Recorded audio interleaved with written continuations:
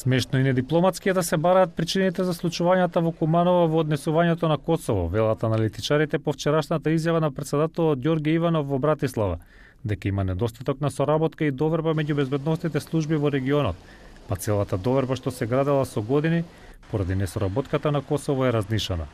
Според експертите не може Приштина да ни биде резервен видовник за нашите проблеми.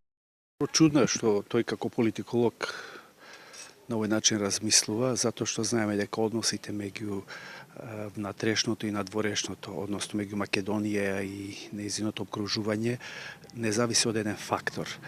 Значи, Косово, официјално Косово не е криво за тоа што се случи во Република Македонија, бидејќи тие луѓе што го направиле тоа се вон контрола, а освен тоа ние не знаеме кој всушност стои за целата таа акција и се надеваме дека судскиот процес тоа ќе го одлучи.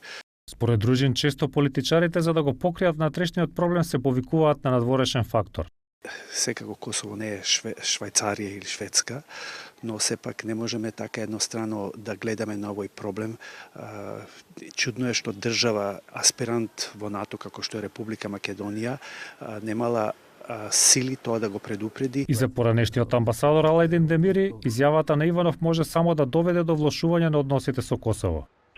Председателот Иванов уште еднаш настапи не како председател, туку како јуришник на ВМРО, односно како работник на Груевски. Он без никаква анализа, без никакви сознанија, причините за нападот во Куманово ги најде во Косово, заборавајќи дека деновите кога требаше да се деси Куманово, он беше турист. Кој едноставно партиски и недржавнички он излегува со некакви оптужби кои не допринесуваат на добрососедски односи. Во јавноста се уште не е расветлено што точно се случи во Куманово. Одговори се очекуваат од судскиот процес кој треба да почне наскоро. Представници на земјите на Европската Унија и на Обединетите нации неколку пати побараат темелна истрага која целосно ќе го расветли настанот.